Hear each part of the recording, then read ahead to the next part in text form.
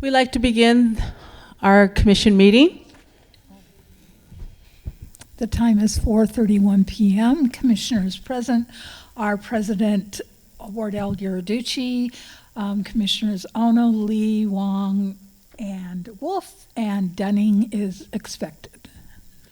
Thank you very much, Secretary Blackman. We'd like to welcome you to this Thursday, September 19th, 2019 meeting of the San Francisco Public Library Commission. If you haven't already picked up the materials, including the agenda, they are back there for your review. We are going to follow our agenda as it is outlined. We have 7 items this evening, and we're going to begin with the first item of business, which is our general public comment. Public comment is open.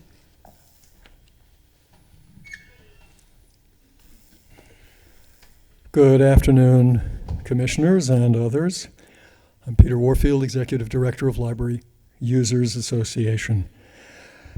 I'm disappointed to not see anything on the agenda regarding the official start of the fine-free period, which the library going forward wherein the library going forward is not collecting fines for overdue materials and not collecting fines that are on the books. This is something that we have been advocating for quite a number of years in a variety of ways. It's certainly a step in the right direction, but it is not everything that the library can and should do.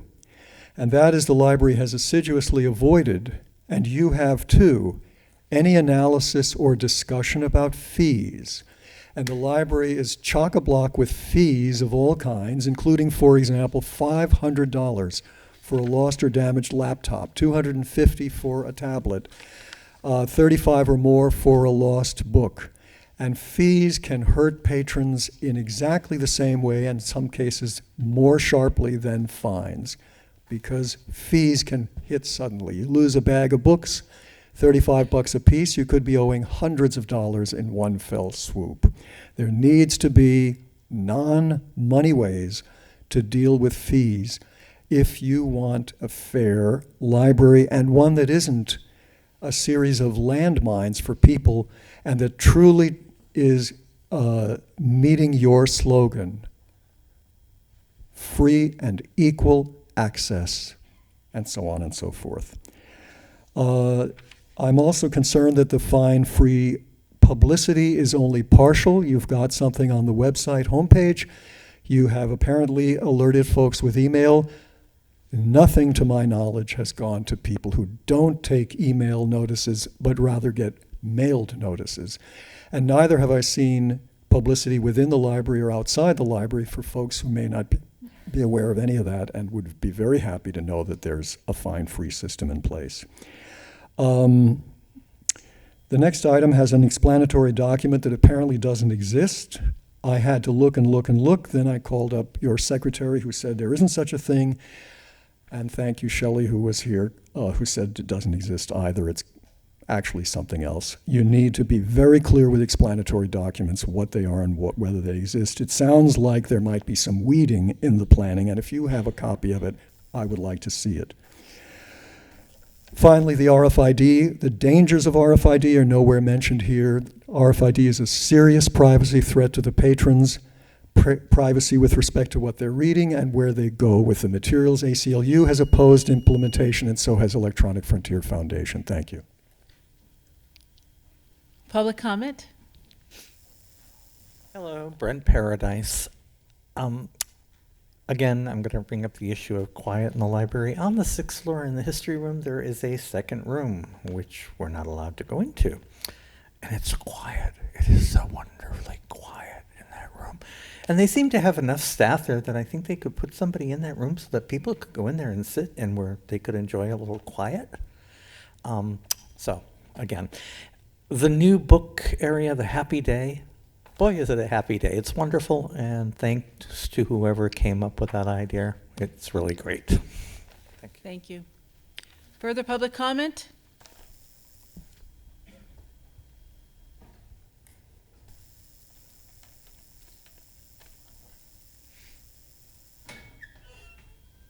Okay, seeing that there's none, we're going to move on to item number 2 on our agenda, which is the Collections Inventory Modernization Project.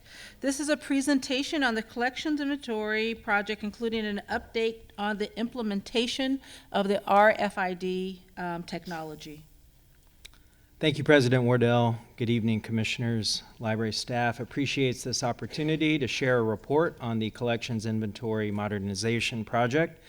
You may recall the FY 19-20 budget included significant investments to transition the library's collections management and circulation systems to an RFID radio frequency identification system.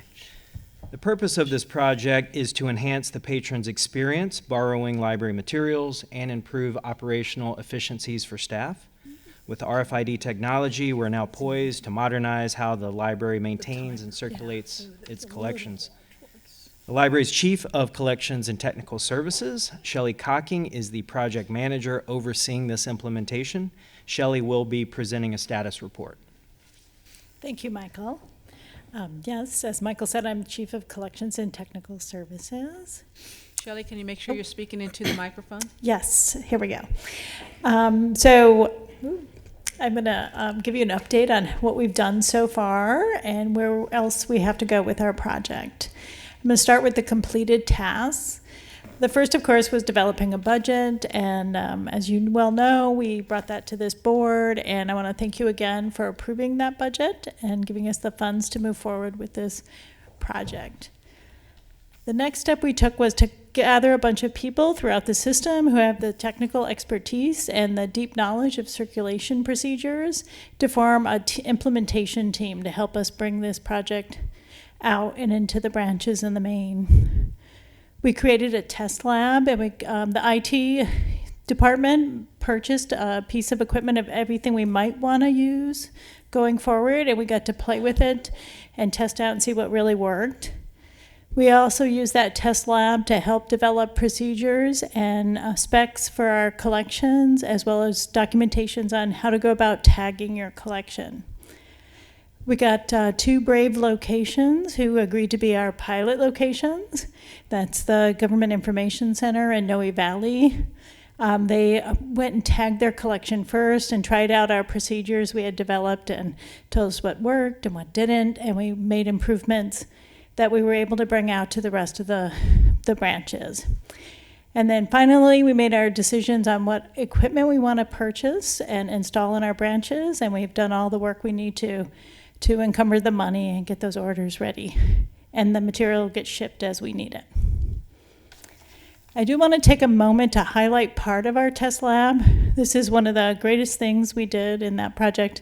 The tiny picture in the blue box is actually the $16,000 RFID tagging cart the company had for sale, which is kind of big and bulky and not flexible, so not particularly ergonomically friendly. So our IT department did a great job, and they designed their own cart that you can see on the larger picture, which is a lot more narrow. It's much easier to get into the shelving areas with it. It actually has a battery pack, which the $16,000 one didn't. So it can go out on the floor without any wires for a full 6 hours. And it cost about 1/3 of the amount of money that they did. So I wanted to highlight that because that was a great investment that they with their time. We now have, I think, 16 of those carts that are going out into different locations for tagging. And so the biggest bulk of this project is actually just sticking those little stickers in the backs of books and programming the barcode number into it. So we've been working on that. We got up in full speed, I think it was around March. We have a few locations that are completed. We have 5 locations that are currently tagging. So between those and the current tagging ones are almost done. They're at about 80% of their collection. So that's about over 700,000 items that we already have done. I have another batch of locations all ready to come up next when those carts are free. And then we'll have to finish up working on those books throughout. It'll probably go through till May or June. And that's the circulating book collection that we're focusing on first. The second phase will start probably sometime in February. and that's the AV collection. We're holding off on tagging that collection because they tend to get damaged a lot easier and have a shorter lifespan. So we didn't want to tag a whole bunch of materials that just ended up getting scratched and being thrown out. So we're waiting until we're much more likely to have that item ready, still in hand when we go live with the equipment. So we'll cut down on some of that work that we have to do. And then the third and final phase will be due is the reference books, and that's because we don't really have to have every single one of them done before we put the gates in, though we are hoping to. I'm going to just take a quick walk through what it's like for a branch to be able to go through the tagging process. First, we have to get them an RFID pad to get it installed out on their equipment. We send them a welcome email and say, guess what, you're next up. We develop a packet that allows them to have some training material for their staff, a way to track their collection to make sure that they actually tag every bit of it, and as well as some extra hours and a nice sheet to track the extra hours so that they can give additional hours to their staff to do the tagging and not have to take away from their daily work. And then it's about 7 or 8 weeks for each location to get tagged. In the branches, it's obviously much longer here at the main because we have so many more bugs. And then once the staff is done, we send out the delivery trucks and pick up those carts and bring them on to the next location. We have a few more steps to take. Of course, we have even more tagging to do. We're going to upgrade the self-checks pretty soon. We're not going to put the RFID pads in yet, but we are going to put in new monitors, new PC, new printer, basically replace all the innards except for that V-wedge that you see as you go to checkout. And then that'll make it quicker when we go to install the equipment. They just have to pop out the V-wedge and put in the RFID pad. So it's going to be a big time saver. And then we're going to start on Monday to develop a plan on how is it that we're actually going to install that equipment and try to keep it from having to, have any downtime in the branches as much as possible. And we hope to complete this whole conversion by fall of 2020. I am hoping to avoid the summer stride period, so that's the goal. I don't think we can get it done by May, but we'll be able to do it by September, I'm hoping. And then I just wanted to end with this picture of what the new RFID gates will look like.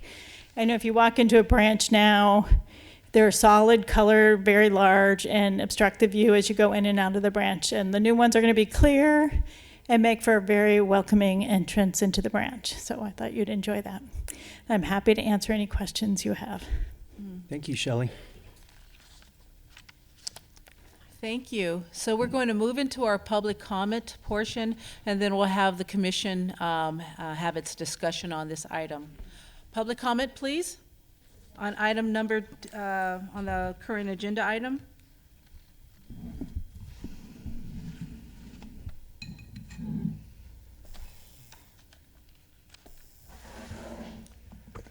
Peter Warfield, Executive Director of Library Users Association. I do have some questions with respect to some of the details, but overall I'd like to repeat what I said earlier.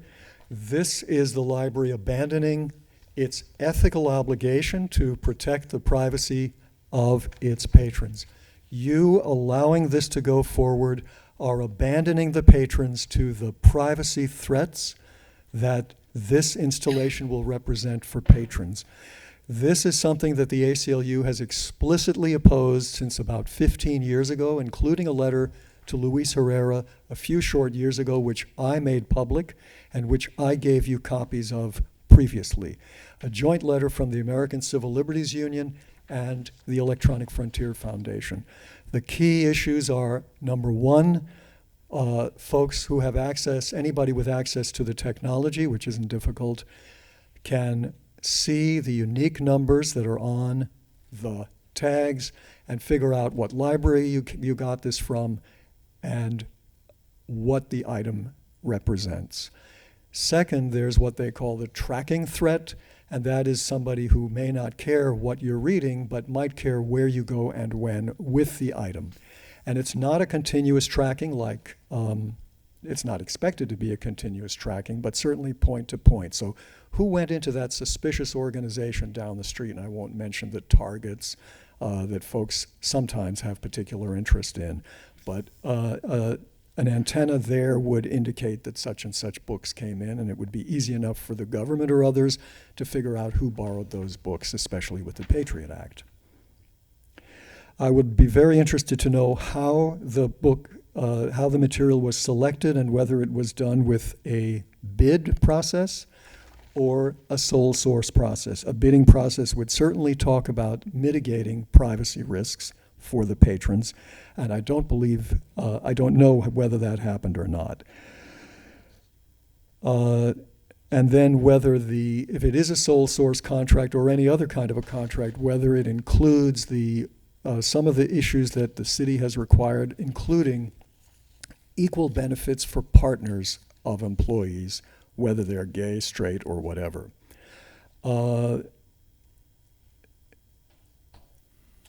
The question of security, there are two ways that presumably the library could make security gates. One is through the RFID tag, and another is with the barcode, with the magnetic strip that is typically put in separately from the barcode, but is considered part of security with a barcode system. I'm not sure about welcome email. Certainly the patrons ought to be told about this stuff, including, as I said, notification in the ways that I don't see yet happening with respect to the fine-free system. Thank you. Thank you. Further public comment?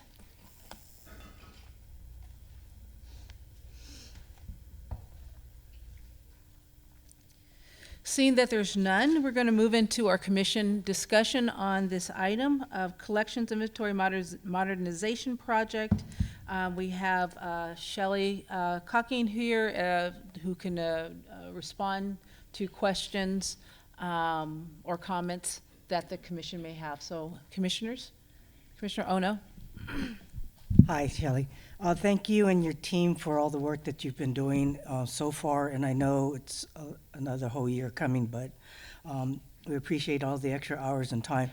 I really like the fact that you found a cheaper cart that's even able to do more than the high-end version. But I also like the fact that I think you mentioned it's ergonomic, the ergonomic. Yeah. So when you took into consideration when you were getting the new equipment, ergonomics was one of the major factors besides cost. Yeah. We also, I think I forgot to mention that we have a trainer come out at each location and do a body mechanics training to help with that, to ensure we don't want anybody getting hurt doing repetitive work. So we make sure we train them on how to do this kind of work without injuring themselves. Okay, great. And also, I appreciate the clear gates at all of the branches in Maine coming up. So thank you very much and your team. I will share that. Commissioner Huang. Shelley, thank you, as always, for your wonderful work. I know there's a lot of new folks today at the meeting, so I just wanted to ask you to clarify again. What information is carried on the RFID tags? It's just the barcode number that's also on the front of the book, and a little switch that says it's either supposed to be on the shelf or it's going to be checked out. So, and that's just to let the gate know if it's supposed to sound an alarm, if it's as you're walking out the door with it. And of course, if you have just the barcode number, there's no way to know what that means unless you get our database. And that, of course, we have our privacy policies in place to guarantee that people can't have access to that. Mm-hmm. And if they do, then we have much bigger issues than they can find out what you've checked out anyways without RFID. Exactly. Yeah. Is there any information identifying you individually or the location that you're checking the item out from? No, it just simply has the barcode of the item that's also on the front of the book and the tag. Thank you. I would also offer the utilization of RFID and the way that we're implementing it is with a passive RFID chip. Yeah. So there's no bibliographic information stored on the chip, on the RFID tag, and there's absolutely no threat to patron privacy with the way San Francisco Public Library will be employing this technology. Commissioner Wolf? Thank you for the presentation. I just love the look of how this is going to be. Is there any reason to communicate what you're doing to patrons once all this is implemented? Well, we certainly will, yes. When we get close, if you did it now, people wouldn't really understand. But when we go to launching and we've installed the gates and put the new RFID pads on the self-checks, we'll probably have to do something similar to what we did when we added the sorting machine. We had greeters, or even, I was around when we expanded the self-checks initially. So we came up with a greeter program where you kind of talk patrons through it. It's so much easier than the ones we have currently. But if you're used to doing it one way, it can be confusing when it's like, oh, I can put the whole thing piled down, So you have people there and you'll communicate it at that point when it's actually, they're going to see it, not a year in advance. Great. I just wanted to be sure that the Yeah. public understood the process. Yeah. Great. Thank you. Commissioner Dunning? Hi, apologies for missing the presentation itself. There was a medical emergency at the Powell Street Oh, station, yeah, so yeah. my BART train was delayed a half hour. In your experience of piloting this so far, are there any lessons learned in terms of assumptions that have been validated, or assumptions that you're going to have to modify in terms of either how long it takes, what it takes to tag them, and to start doing this work? Well, we found that it's going a lot faster than we anticipated, Great. which I'm excited about, because initially I thought we were going to have to probably do the AV collection on our own time. So it's seeming like we'll have money to be able to offer another round of extra hours to all the locations to tag their AV. And so that's great for the staff to be able to not have to have it impact their daily work so much.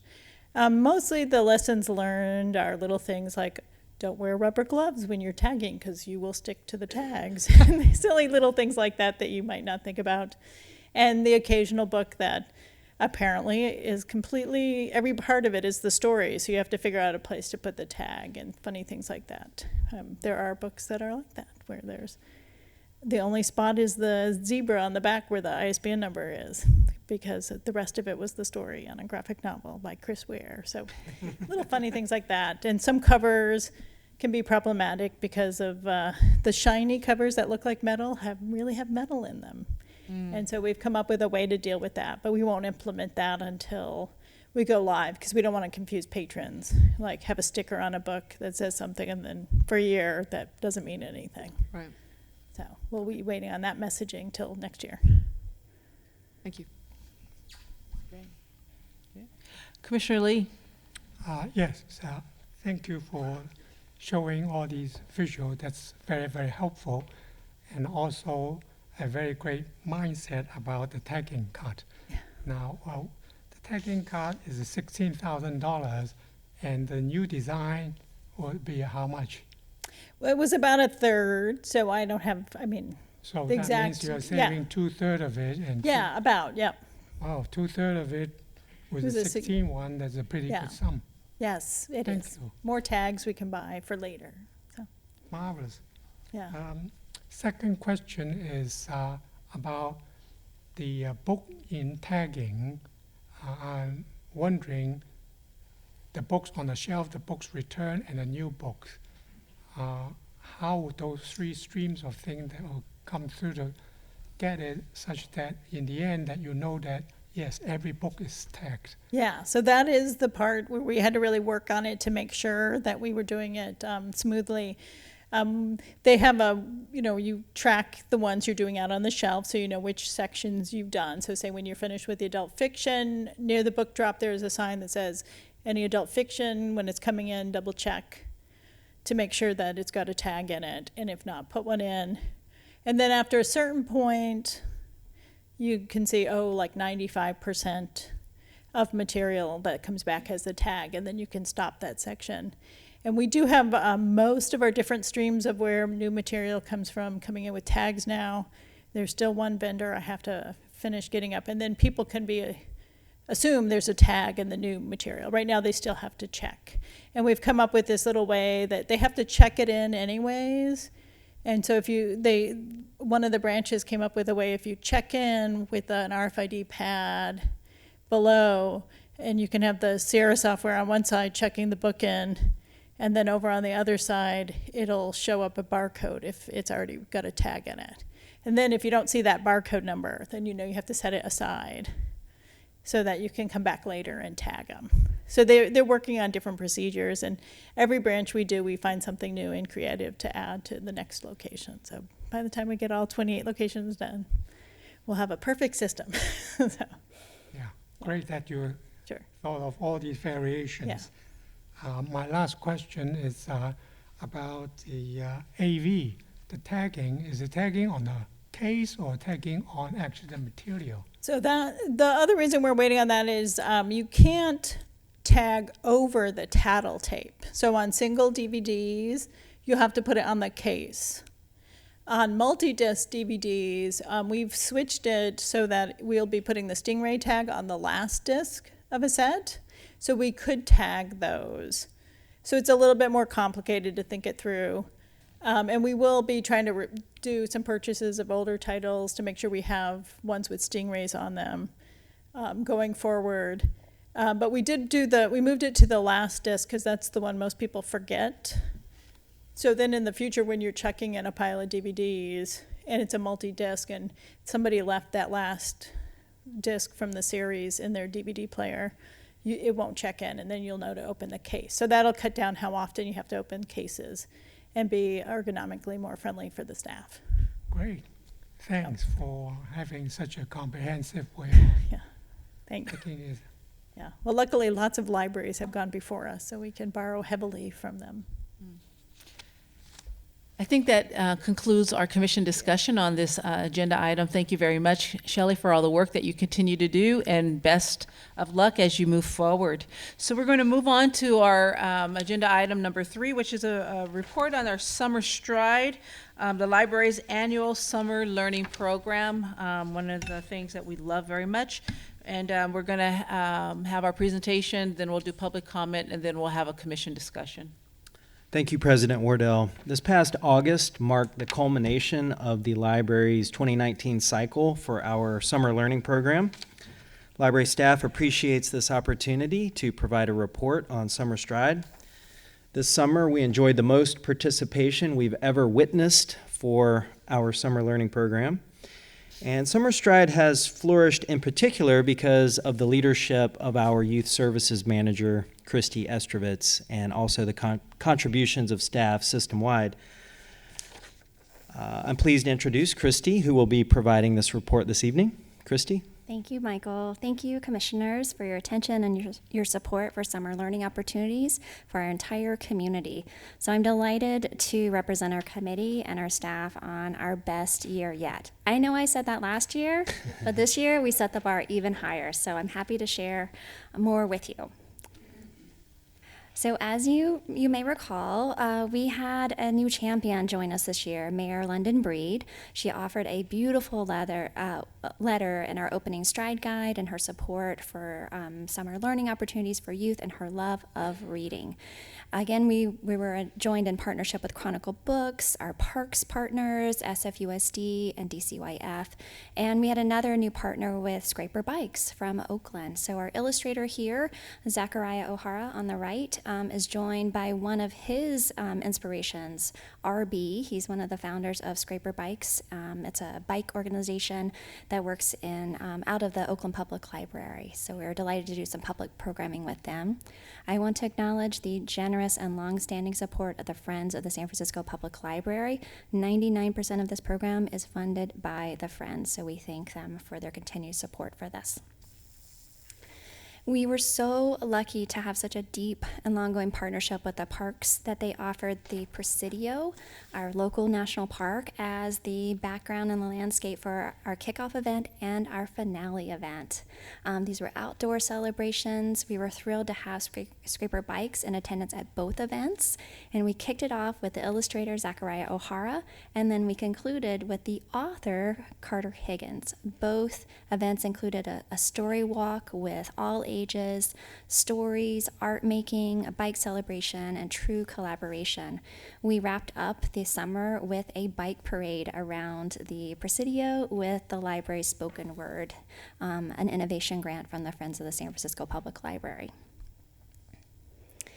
In our fourth year partnership with the parks team, we have very deep debriefs at the end of our summer, really listening in earnest about what works, what's not working, what do we need to expand.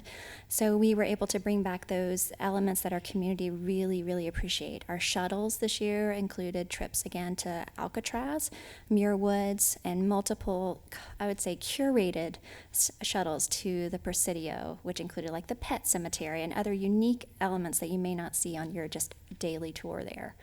We implemented trailheads again at many of our branch locations and at our SF MoMA pop-up library.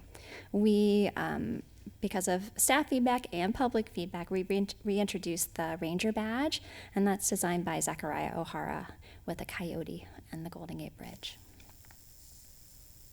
We had a lot of outreach opportunities, some new ones that presented themselves, including the American Library Association. So Alan Wong, one of our community members, attended the annual conference, like many staff did, and met Supreme Court Justice Sonia Sotomayor and gave her a couple of Reading Ranger badges. And she sent this very warm letter of appreciation, acknowledging our program and thanking him for his generosity.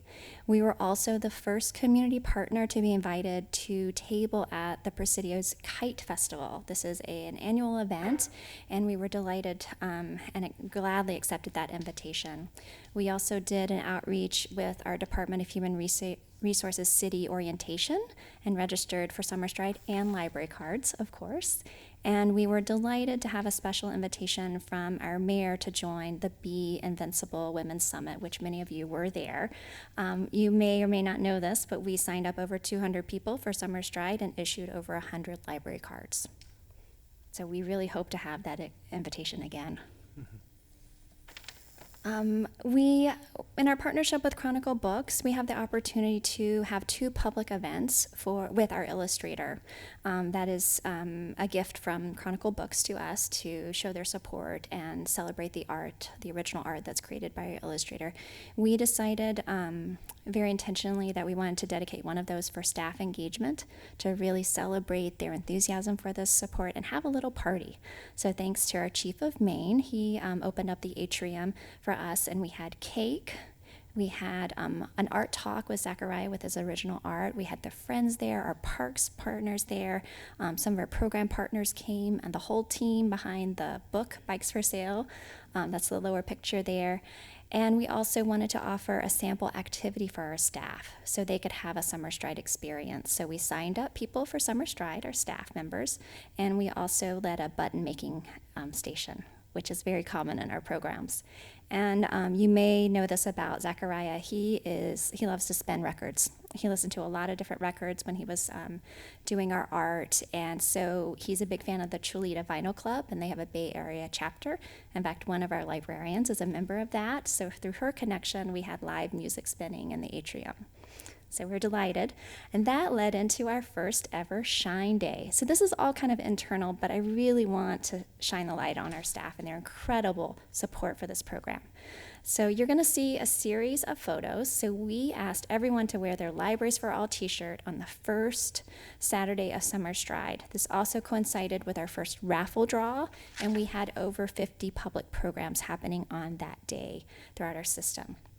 So we asked them to show and take a picture of their display, their team, and show their Summer Stride pride, and they showed up. Even Michael, we're there in the Presidio. We showed our pride too. You'll see some of the displays that our creative staff have created, their personal spin on Summer Stride, some outdoor photos from park. It's really quite a celebration, and we had strong representation from Access Services to most of our branches as well. It was really amazing, and that led to inspiring our community to become creative. So here are just a couple of the game boards that we saw come through our libraries. Some fan art at the top with some of their favorite authors and library resources such as Hoopla, and we even saw people decorating their Ranger badges. So probably what you're most interested in is our data and our outcomes. So I am delighted to share with you that we have reached our highest participation thus far, over 37,000. I do want to be mindful that this data, we're still getting a couple of people signing up every day or finishing and getting their totes, so the data is moving slightly. But we do know that we had a huge increase in the number of finishers. We're above the national trend with 41%. That's 4% higher than last year, so we're moving that needle. We had our teen volunteers. It's a big program. It's in each of our locations, including our Yale Leadership Program. Collectively, these teens served over 10,000 community services hours, donating them into our libraries and supporting our program. We're really, really proud of that and appreciative of their work. We also, thinking about like the past decade, we've grown a lot with our intentionality of our summer program. We've strengthened our programs, our professional development for our staff, because we know the unique promise that we hold in making a difference during the summer. So our participation has grown over 233% since the past decade. So we're delighted by that. Now that we have our data unit, data and analytics, we're able to work with them very collectively to redesign our finishing survey and get more information about the patterns and participation. So this year we know that 82% of our participants read more this summer. 80% of those said that Summer Stride encouraged them to use the library more this summer. Again, we had strong participation in our public programming. I want to call out the raffle entries. So every week it's the same raffle draw at every location. We are nearing 70,000 entry points, so that is unique visits to the library. You can submit a raffle entry once a day at each location if you choose. And our highest drawing was on their first Saturday, 8,000 people. So we're really impressed with that, and we also, that's an important fact for me to think about because that's a positive association and connection with a library staff or a teen volunteer. And you'll be pleased to know that since last summer, we have read collectively as a community more than 3 million minutes more than last summer. How many more? 3. 3 million more minutes of reading, learning, listening, and library time since last summer. So we know that both reading more and learning something new surpass the national average for summer learning programs per our library outcome. And we have plans to drill down that information further with the data sets to learn more about their participation in library services thanks to our data team. So we're excited to have that information. So I'm going to tell you a little bit about our public programming and that this is all ages, all abilities. Everyone can participate, and we've seen amazing gains in our adult participation. This year alone, we had nearly 300 adult programs throughout our system, reaching over 6,000 adults in partnership programs. We noticed that the programs that were most well attended by adults are the ones that offered a gathering opportunity, a shared learning opportunity, an opportunity to talk honestly and learn something new. So some of the elements or the quotes that you see here, we're really listening to that and planning that, putting these practices and this feedback into our fall programming. So we're delighted to have our national parks partners really think about adults and bring important conversations into our community. For our first year this time, also thinking about adults, every single floor at the main library had a Summer Stride presence and did active registration. That's a new element for us. And they set their own goals and they exceeded them. So we're really proud of them. These are some examples of some of the adult programming events. Of course, we were at the Friends of the Library Books and Brews. That was fun for our staff and our public. We also reached out to our security team. We had them all sign up and earn their tote. So we're really excited to continue to grow the great work that we're doing with adult programs, and I thank Anissa, who you'll hear from soon, about that. And for children's programs, again, we hold youth at the heart of summer learning. We know when schools are closed, the library's open, and we have a weekly STEM program at every single branch. Youth show up for that, and they crave this. So this photo from the archive is from, I think, 1967, just to give you a snapshot of what summer reading used to look like. It was very very defined. Children had to read a certain amount of books and do a report to the librarian. And the color photos here you see are what it looks like today. So you see babies participating with their families. You see Scraper Bike at the Bayview branch doing bike art and bike safety. You see messy art activities. You see families coming in together. You might see a unicorn. You see live music. We have it all at our branches, and we're so proud that we're able to offer these opportunities, and students respond. And with that, I'm going to share with you what I'm most proud of this summer, and that is our Yell program. This is our 3rd year of our Youth Engaged in Library Leadership. And you may remember we started this program because 4 years ago we saw a huge spike in the number of teens volunteering during the summer. We also read a lot of literature and best practices that teens need meaningful work and workforce development opportunities, and the libraries can play a role in that. So we listened to our youth, we read the research, and we put something into practice. So it is my pleasure to introduce Ileana Pulu. She's our Youth Development Coordinator, and she is the one who has successfully led us in our 3rd year of Yell.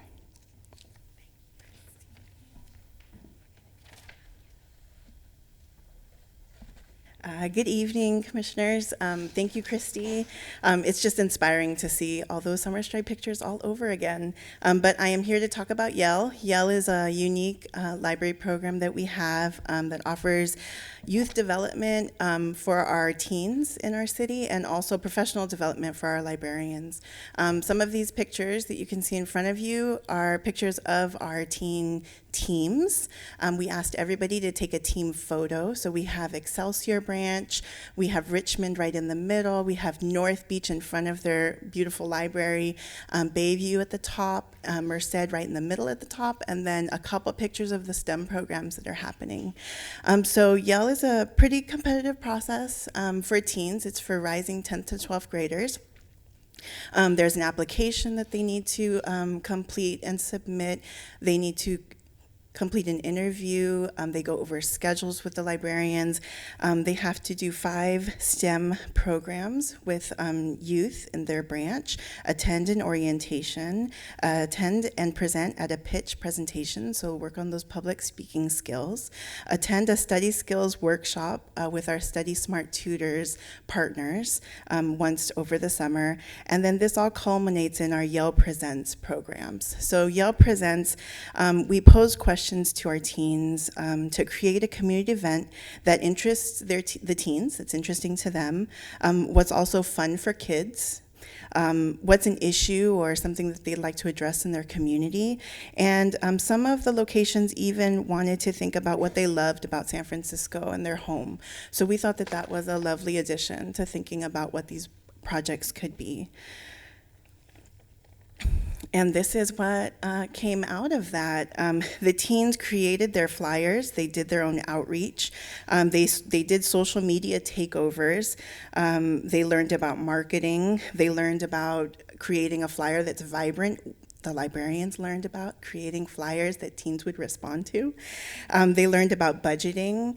They also utilized library resources and created bibliocommons lists to share, created bookmarks, flyers, and there's a real range of programs. As Christy mentioned, we're in our 3rd year. This happened at 10 branches throughout the city in all of our districts. So there wasn't a empty district. Everybody had a Yell program in their neighborhood or in their district. You can see from the range, we go from carnivals, everybody loves carnivals in the summer, to gardening, to STEM. And with that, I'd love to introduce one of our teen services librarians. Her name is Dorcas Wong. She is from the Parkside branch. She is a stalwart teen services librarian. She's amazing.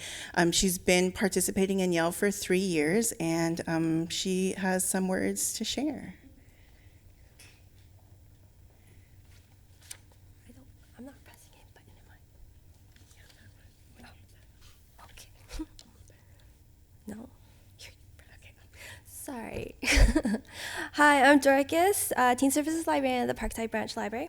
And at our site, I developed the Life Skills series for the summer because I saw a need to reinforce these lessons for our youth who might not learn these things at home or at school, or build this as things you need to know before you leave for college.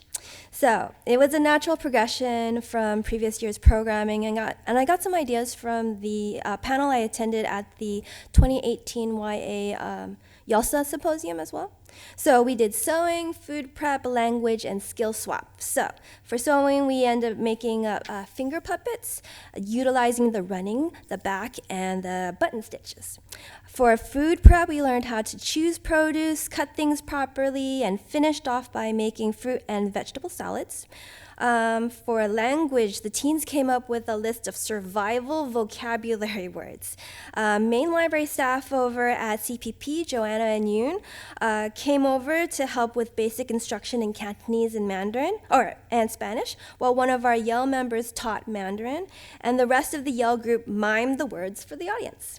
The culmination of this series was the skill swap, which had like a maker's fair kind of vibe. Besides being a time for people to show off their skills, the main point I wanted to emphasize for this one was the life skill of teaching, which also makes you a better student in the long run. Some of these skills are ones the library has taught them over the years, and so they are teaching others and spreading knowledge. Volunteer instructors range from 9 to 17 years old. We had people teaching origami boats, cranes, balloon animals, handkerchief juggling, microwave cookies, and wishing stars. And we also had impromptu instructors who were inspired to man a table of their own, teaching chess, finger knitting, and other random origami using additional materials that we set out for everyone to use. And I am considering on making this one an annual summer event. Through helping to run these programs, the Yale members learned to work with different age groups, managing the demands of a big and small crowds, publicity, and considering community needs.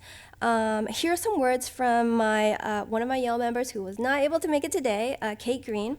Urban gardening was an ambitious plan, including painting terracotta pots, planting basil and mint, learning about the benefits of urban gardening, and sampling homemade treats, including pesto and mint tea. Not only did our idea encompass many of the community's issues, it was also intergenerational, so all ages and skill levels could come together at the library. My time in Yale showed me how to turn a wild idea into a real-life program that benefits my community. This has empowered and inspired me to start another program this fall called Autumn Authors. Like in our Yale program, I thought about what issues are important to me. I care deeply about encouraging young children to experiment with writing and feel there is a lack of opportunities for young authors to shine. So, armed with the leadership and organizational skills I acquired through Yale, I hope to make Autumn Authors another meaningful and successful program for the Parkside branch. So, yes, I'm very proud of her. And we're going to be starting the program next Saturday. Next up is Marla from Excelsior. Hi there. I'm Marla Bergman, the Teen Services Librarian at Excelsior Branch. Is that too loud?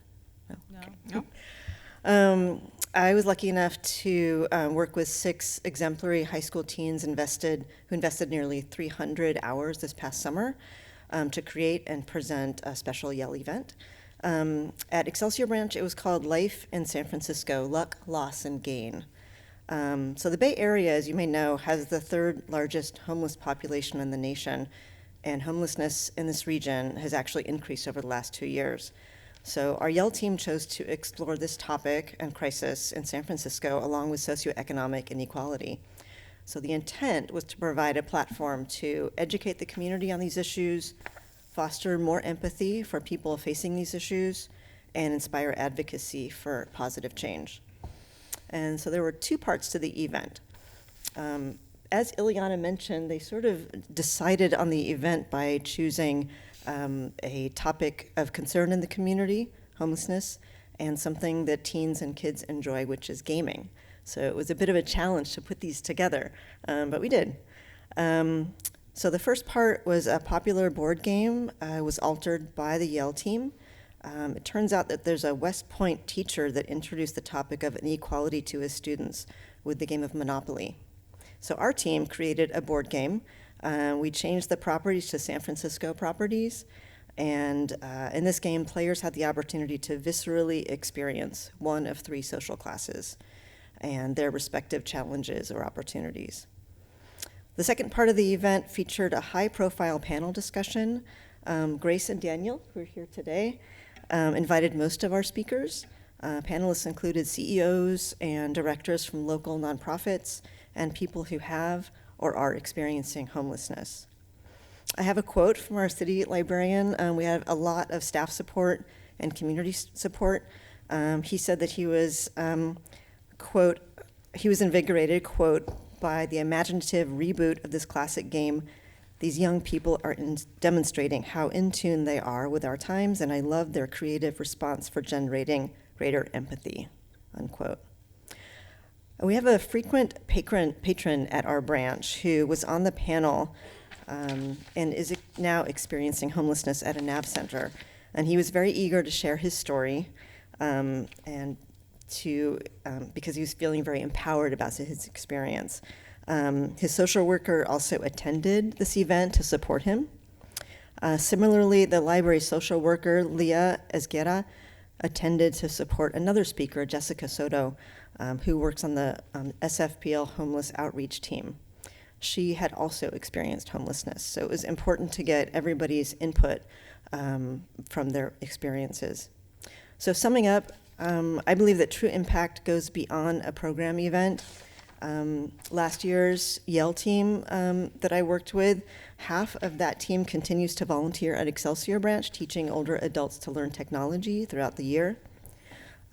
Ultimately, I think it's about the relationships that we build and maintain with youth in our community. So next up are Grace and Daniel from the Excelsior Yale team.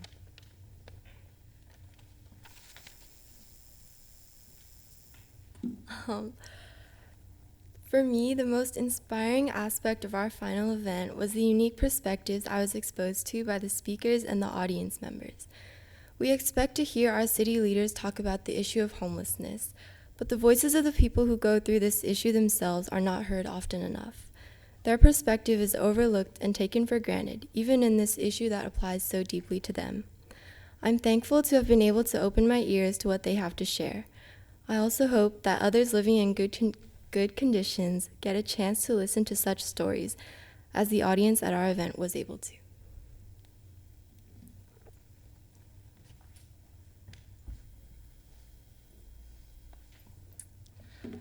Hello, everyone. Based on my experience at Yale, one of the most important things that I took away from the event was the feeling that we really made a positive impact on our community.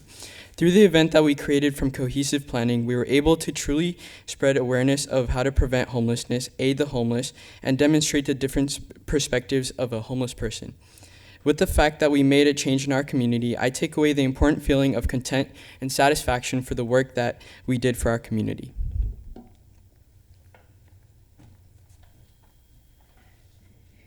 So those were 2 of the 10 programs.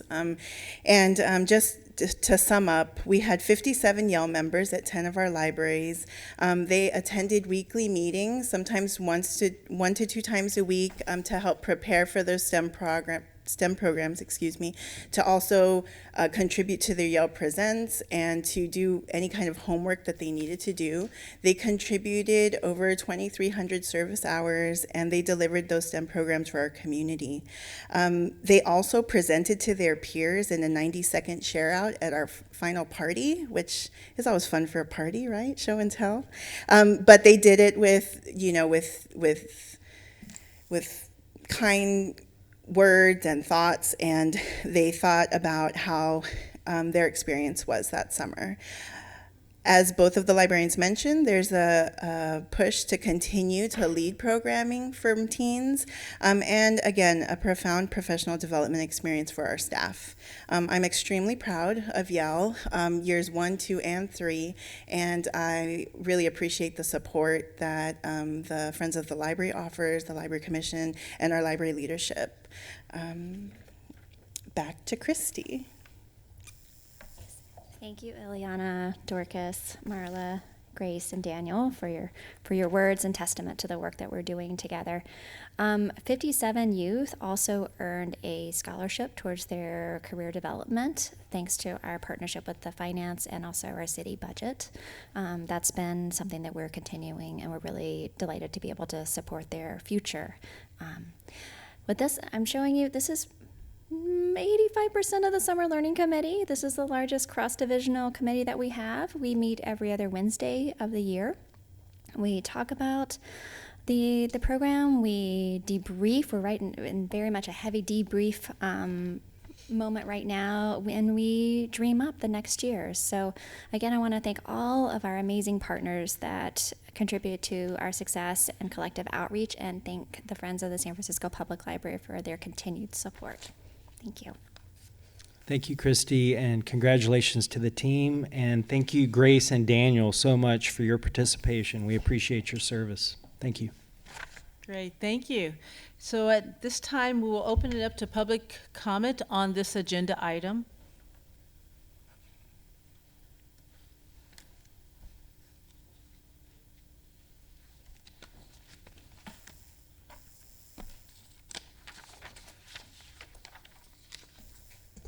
Peter Warfield, Executive Director of Library Users Association. Thank you for the presentation and for the testimonials. It's very nice to see, and I didn't see, there was a very nice brochure that I remember seeing throughout the summer, and I guess I don't see it here. It's another nice product. I appreciated especially also the in-library publicity. Some of which you can see here. There were things that you could see as soon as you entered any library.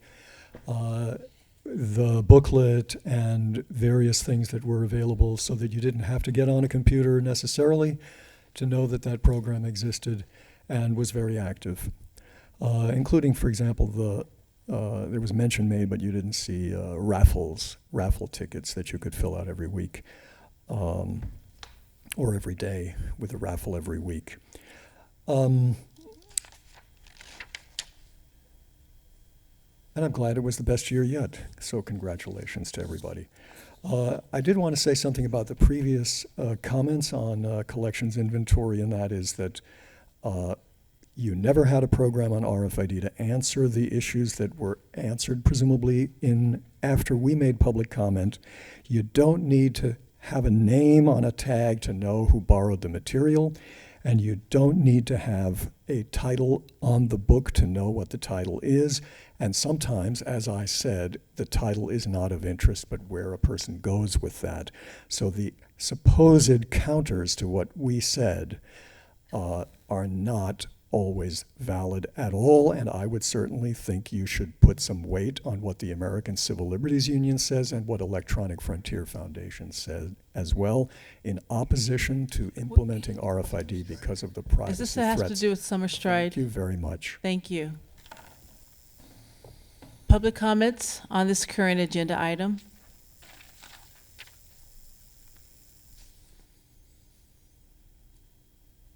Seeing that there's none, we are going to open it up to the commissioners to discuss this item. Commissioners, we have Christy and the team of Summer Stride, at least a portion of the team available to us, including the volunteers, the students as well that participated. Commissioner? Yeah, thank you. Thank you, everyone, for your great presentation. I love Summer Stride, and I'm so glad that it's been increasing every year. I do want to thank Grace and Daniel. I hope we're not cutting into your study time, but I'm sure you'll stay up until midnight to do it. But no, we appreciate the Yale program, and I try to get my nieces and nephews to get involved in Yale because I think it's such a great learning experience. And if I could pick your brains one of these times, I would just love to hear how past participants, not only like you mentioned that they come back to volunteer, but also how it helped their career, either in school or also in their business life. So that might be a follow-up thing for the Yale program to do. I do have a question about were the words of the language with the Yale program. You had mentioned there were certain words that were the most common at Parkside? Yeah. I don't have the list in front of me, but it was the basic ones like hello, how are my name is, where's bathroom, those kind of things. So the basics. Yeah, so we had them in Spanish. We made a worksheet, so and made flashcards. That was part of the arts and craft part of the portion of the group for the program. And oh, yeah, there you go. And you know. Yeah, I think it's great that you're teaching life skills, but the only other question is, I appreciate that you were doing more for Summer Stride with marketing, because I did remember at Women's Summit, but that was great that you were doing, you were at the Mayor's Summit, but also you got Supreme Court Justice Sotomayor. That's pretty impressive, so thank you very much.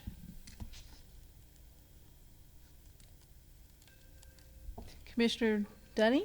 No, I just want to say fabulous. I always love to see this, and I really appreciate the testimonials from the Yale students, because that really brings it to life. So thank you for taking the time to come here and share that with us. So well done. Thank you. Commissioner Wolf? I'm just so impressed by Grace and Daniel. Thank you for being here. And I also love that Grace had her talking points on her piece of paper, and Daniel, you had your phone. I thought that signals something that we're moving into a new generation, but I appreciated that. I just also want to thank the staff. I mean, the programs are as good as they are because of what you do, the passion, the dedication. It's truly inspiring, and I love that we've had a chance to hear from 4 staff members today on this program. So I just want to thank you for your service, your dedication, and all that you give to make this such an extraordinary program for so many thousands of people in San Francisco.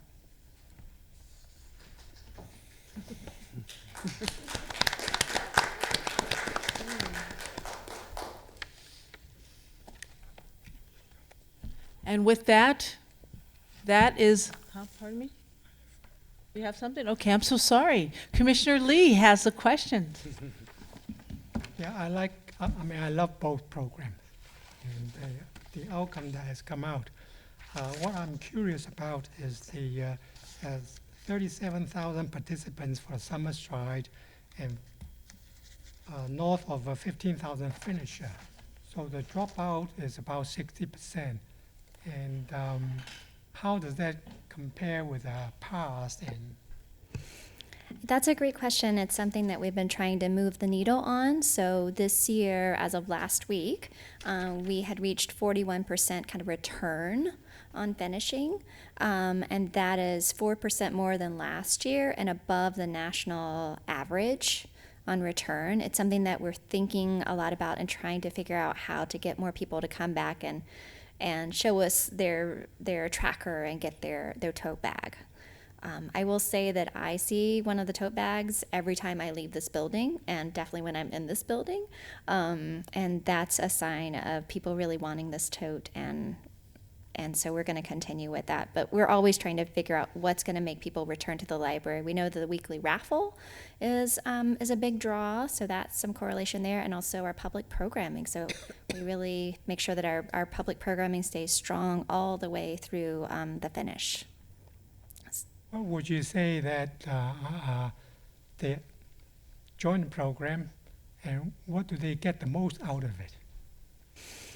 I mean, from the library perspective, yes, we've got them in the interest of the library and the reading and the learning and all that. But from their perspective, what do they say they get out of it? Well, we have a lot of data that came back to us through our finishing survey, and staff heard that people really like the art this year. That really resonated with our community, had a nice like urban and park feel to it. So I think seeing that around and having access to the artist when he was here was a draw. People love the shuttles. Our community loves coming together to do something together, whether it's making art, making food, but those shuttle programs, we really can't offer enough of them. That is, so many of our residents never have an opportunity to go to Alcatraz. It's really a tourist destination, and we're trying to make that more accessible to our local families. So those are just a few examples of that. And also, like, the idea that we're supporting reading during the summer for those youth that are struggling through our FOG reader programming. They're being invited, their tutors are part of the program, their whole families are part of it. So it's really cultivating that community of readers and learners and library lovers. Yeah, glad to hear the community part, that great strength. Yeah. Love it. On the Yale program, I'm so happy to hear about this homeless one, because that is a pretty tough subject to address, so to speak. And I'm so happy to hear that that was a part of the outcome. Thank you. So the final comment that I'll make is that you guys are making a significant contribution to the reduction of summer learning loss, which we know happens as a national problem, particularly with youth and children that do not have ongoing access to, for whatever reason. It could be working families, not having access to the internet, not having enough access to books during the summertime, and what happens over those precious, sometimes 10, 12 weeks that they have a loss of learning that is difficult to make up, and it has a cumulative effect over a period of years that puts them behind in their secondary school processes, and really it creates an achievement gap. So I want to thank you for the ways in which you are ameliorating that for these young people that are participating in the summer reading, as well as for all the folks that are older than those school children, but have an opportunity to be engaged in a community-wide collective reading process over the summertime. Thank you very much for your duty and your service. Thank you.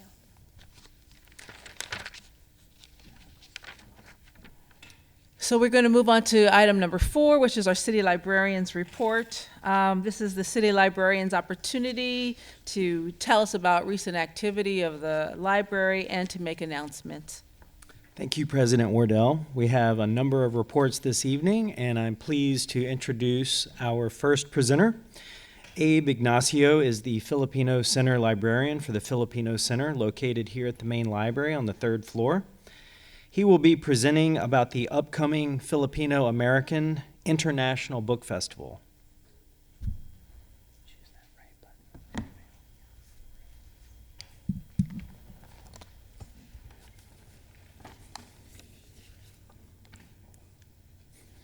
Good afternoon, Commissioners. Good afternoon, Michael. Thank you for inviting me to share this important event coming up in October.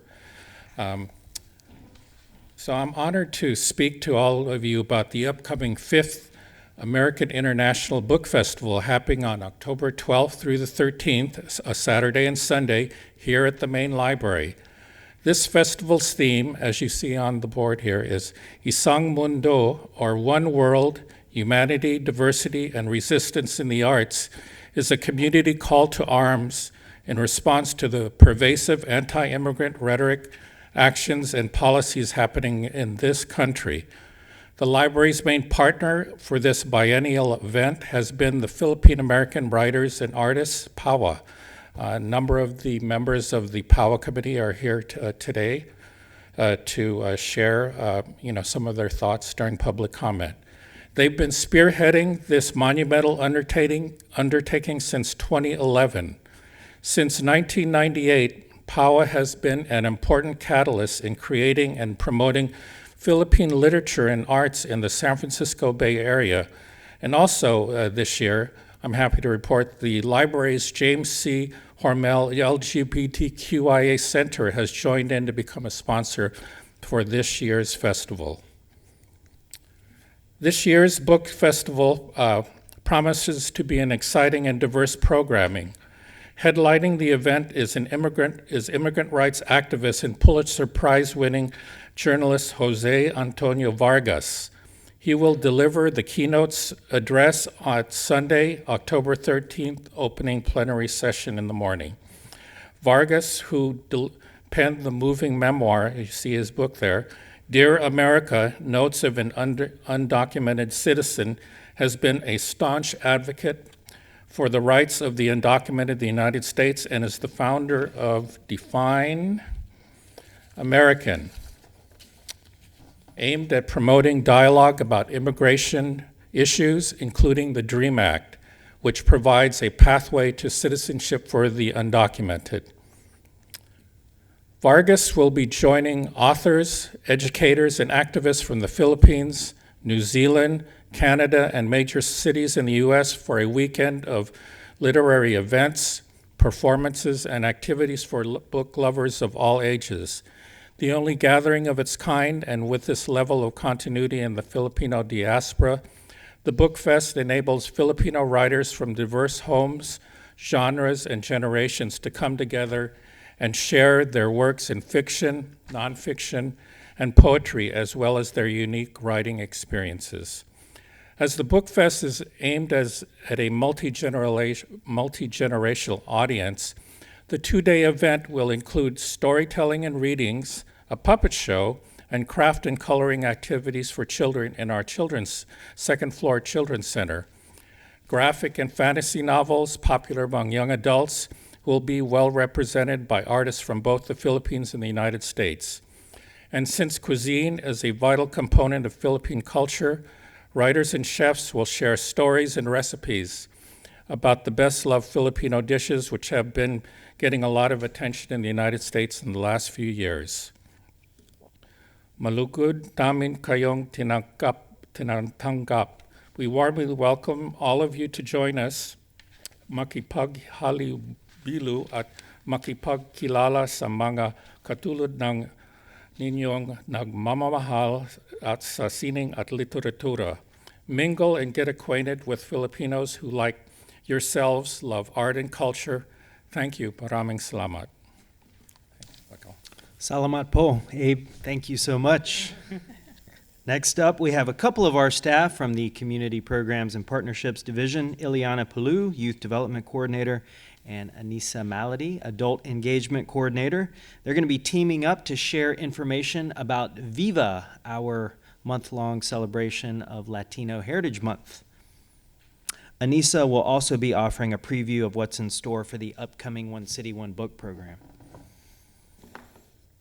Thank you, Michael. So now is the time. Viva, we are in it. Latino Hispanic Heritage Month started this past Saturday. We believe it's important to celebrate this because it's an opportunity to learn about different cultures, history, arts, and the contributions of the people that came from those countries and cultures. It's an opportunity to showcase that and to be able to weave that throughout the year. This doesn't mean we only do this time of year. This means that we showcase it now and we embed it throughout the year. It is the fabric of our community, and it is, we want to acknowledge the people that were here before us and the land that we're on. So what is Viva? Viva is San Francisco Public Library's celebration of this Latino Hispanic Heritage Month happening at 28 library locations. We are extending this to include Dia de los Muertos, which is up until November 2nd. So we're adding more to the party. And Viva is a call to action. Viva in Spanish, it's long live. It's a nod to the past and a look to the future. So just to set the stage a little bit, I was part of the team that helped book our youth programs, and I wanted to start off with something around authors and altars. We did have a program this past Saturday at West Portal Branch. It was with Aida Salazar, who's an author from Oakland. She wrote a middle grade novel in verse called The Moon Within, and it was a lovely program because it incorporated the Hoover Book Club, Hoover Middle School Book Club that read the book. There's a mother-daughter book club that happens at West Portal, and then it was open on Saturday to whoever wanted to attend. And we also have Mitali Perkins, who's also a local author, coming to Bernal Heights Branch to share and do a book launch for Between Us and Abuela, which is a story about the posadas that happen in San Diego, at the border of San Diego and Tijuana. And there are altar programs happening throughout the city. You can either participate in creating an altar or visit an altar and offer your ofrenda, which is offering. For arts and crafts, we have many local artists. There is a Mexican bingo game called Loteria, and in Portola, it's called Porto Loteria.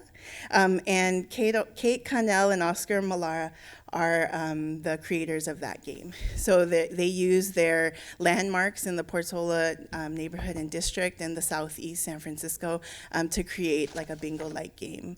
So that's happening at Portola branch. We are also partnering this year with the Mexican Museum, who'll be bringing Tecuan masks to 4 of our library locations and leading a discussion with children and then creating their own masks inspired by those Tecuan masks. Right now, the Mexican Museum does not have a physical location, so this is a way for them to bring that program out into the community. This is something that they bring to their classrooms, and we're really excited that they're able to bring it to our neighborhood branches. We have a bookbinding workshop that's happening here at the Mix and at Ortega branch, and Museum of Craft and Design is also doing a Milagros program at the Visitation Valley branch. And it wouldn't be a library if there wasn't noise. So we're having music and dance, of course. We have our Danza Azteca, which is our Aztec dance group that will be visiting Richmond branch. We are having Maria Luna Chavez, who is just a fan favorite. She is local from the Mission. She does a lovely program called Baila Conmigo, Dance With Me, Maria Luna, and where she does like costume changes, and you don't even realize she's changing her costumes, and she has these lovely dresses. It's amazing for families. Very engaging. We have Juan Sanchez and Familia Peña Govea, who will also be coming out to our branches. And this year we're really excited. We're bringing in Taller Bombalele, which is a bomba dancing troupe from Oakland. Bomba is the Puerto Rican Taino indigenous dancing that comes from Puerto Rico. And this year what we wanted to do with Viva is show that that there's a lot out there. It's not just folklorico, even though folklorico is beautiful, but there's bomba dancing, there's Aztec dancing, there's a ton of different music. And we're also having the Latin Jazz Youth Ensemble of San Francisco visit our Western Addition branch. So that's really exciting for that location. We invite all the commissioners to come to any of these programs. We have a beautiful brochure that was created by our graphics department. And Anissa is going to just talk about these adult programs that are amazing. All right. Hello, good evening, commissioners. I'm super excited about this. I got to this is my first full round of programming and a theme, so full on. I kind of dropped in at summertime, so this was really fabulous to be able to fully do a whole campaign.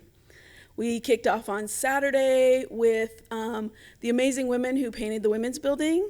You guys are all familiar with that building on 18th. Amazing piece. They have a new book out from Heyday, and so that launched on the 12th of September, so it was perfect timing to be here. They were very generous and gracious, and we followed that up with Mission Flamenca in our atrium, which was, of course, amazing. You could hear flamenca through the atrium tunnel. It was gorgeous. Last night we had Donde Está Mi Gente, which was a Latinx literary variety show. Super fun. We had 4 different performers. And what was great was I had a class visit. So as an adult librarian, we don't get to do those too many. So we had City College came out from the Ethnic Studies Department. So we had a nice packed house, and they ended with a discussion, and it was just really, really great. Next slide is some upcoming things we have, particularly with our authors and partnerships that I'm excited about. Sunday, El Tecolote, the longest running bilingual newspaper in California, will be here to give us a retrospective of what they've done, their history, and how they're totally ramping up their new identity. We also are partnering with a really great organization, one that Dave Eggers is behind, which is called Voices of Witness. And the authors, the editors, and the narrators of the book Solita will be coming here, and 2 narrators who crossed borders from Central America with children will be telling their story. Sure to be super powerful event. And then we have the amazing people from La Cocina, and we'll have 2 entrepreneurs will be here on hand to tell us their story and how La Cocina had helped them become entrepreneurs and businesswomen and get on that right path of becoming self-sufficient business owners. And so one thing I'm really excited about on all 3 of these levels is the partnerships that we have just created with these people. All race, all neighborhood, community people. La Cocina is about to open up a marketplace in the Tenderloin, which will be an education center and a marketplace, a food center. So we're trying to figure out how we can become part of that as well and what the library's role could be in that. So I think this is a great first start. We're also doing outreach at their October 12th event, which is the Street Food Festival. So definitely come find us there. But I think it's a great partnership and a great start to that partnership. We also have, what I wanted to highlight on this slide was the image on the right is one of our off-site programs. So I am particularly fond of doing off-site programs and partnering with groups that are off-site. So we'll be at the Mission Cultural Center tomorrow. Yep, tomorrow. And this will be an art poster panel discussion with artists and historian Lincoln Cushing. And this is with the Mission Graphica, which is part of the Mission Cultural Center. Now into what our branches have planned for Viva includes, of course, food tastings. So our friend KJ Landis will be talking about the history of chocolate in Latin America and the health benefits, and it'll be followed by a tasting. And of course, we have music too. Last night, was it last night? Tuesday, Duerto Arte played at Presidio, and I heard that it went fabulously. It's one of those things you always get nervous about, just setting up right in the middle of the library. So it wasn't in the program room, it was in the stacks, it was in the community, and it went really well. So they had 25 people that actually came for there, but then the whole community that was at the library also got to experience it. Same night at Parkside, we had Cuban salsa dance. We had about 12 participants come out for that, and I saw some pictures of that today too. So it was really good. The instructor was, you could tell he was very engaged, and it was a lot of seniors, a lot of different kinds of people coming out to learn how to do Cuban salsa.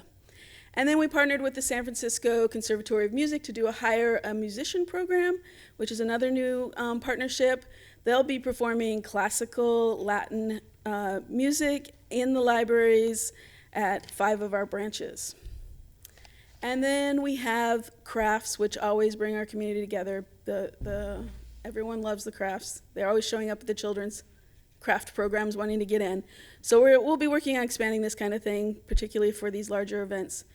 So Juan will be coming around. He does classic leather and feather earrings. All participants will leave with their own homemade feather earrings. All right. So this is the big news, and I am still definitely in deep working on this. Super humbling experience to be able to work on the 15th annual One City, One Book. We are super excited to have chosen Tommy Orange. Connie was part of that. She's on the committee. And the Friends of the San Francisco Public Library are just 100% behind supporting this and what I was able to do and pull off and what my team was able to pull off to make all these programs happen. It was just super amazing. And it happened really quick and with a community that doesn't use email. So it was a lot of on phone, it was a lot of in office. It's really exciting to come up with what we have come up with. And I want to thank Kirsty and Ruben, who are my youth partners and adult partner in programming. They helped me line up amazing partnerships. And of course, Michelle Jeffers and Alejandro definitely stood behind what we did, and we just are amazed by the lineup of things that are happening. I want to go back. So over here you can see all of our partnerships. Part of the deal with getting our author is that they commit to doing 2 public speakings as well, besides the one they do here, and it's with schools. So this year we partnered with June Jordan School of Equity and City College. So I'm really glad that we got to do an adult and a youth, but I got to go visit June Jordan and drop off enough books for the entire students to have for free, thanks to our collection development people. So fun, it made me feel so great. But I also, you can see the National Park System up there, again, our great partners. They too are gonna partner with June Jordan and provide free trips to Alcatraz, not just for the students, but for the students' families. So I'm super made me feel like great librarian work actually happening. And we also partner with the Oakland Public Library. So Tommy Orange will also be speaking at the California Museum on November 1st with their Youth Poet Laureate. And then you can see our other partners, SF MoMA, Shaping San Francisco, and Canoe Alcatraz. So coming up on the next slides, you can find me at 16 book clubs throughout the city if anyone wants to come, or if anyone wants to do a book club, yeah, that would be fun. I'll also be doing a book club with San Francisco Airport, with their staff, sort of a noontime knowledge kind of thing. I'm looking forward to that. We're also providing them with books to check out for their staff. So coming up here is just quick images of some of the programs we have happening. Landless in the Bay Area is part 1 of a 4-part series happening at different locations, including the Exploratorium, the California Historical Society, the Presidio. And this is, this is called The Unfinished Occupation, is the entire 4-part series. Ours will be in partner with SF MoMA and Alcatraz, and it will consist of indigenous leaders of the Bay Area talking about land rights and how those were taken away. You can see there, Forward Together, this is going to be a program about missing and murdered indigenous women and people of color, women of color, and it kind of is on the same line as the Say Her Name movement. So in this workshop, people will be discussing the root cause of this kind of violence and how we can move forward and how we can overcome this and how we can retrain the way we live and how we can make this happen. Up there at the top, Indians Welcome. This is again another partnership with National Park and Alcatraz. They will be attending Anza and Ortega with original occupier and have a really healthy discussion. This is the same as, similar to the Summer Stride with the incarceration, the identity of Alcatraz, same kind of line, but in connection with the 50th anniversary of the occupation.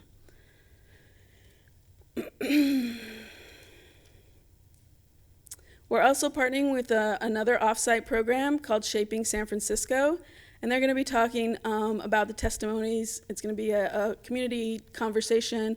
We'll be supporting by doing outreach, providing library cards, providing resources for the Mission community, the Yucatan community, and they're going to be talking about the death of Louis Patt. So that should be a really powerful event. Some other events that aren't on here is we have another offsite event called a water walk. This will be happening on Monday, October 7th at Ocean Beach.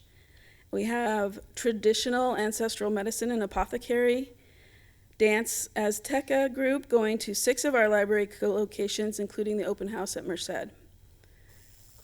And we have a traditional Mayan orchestra happening October 12th on Fulton Street Stairs.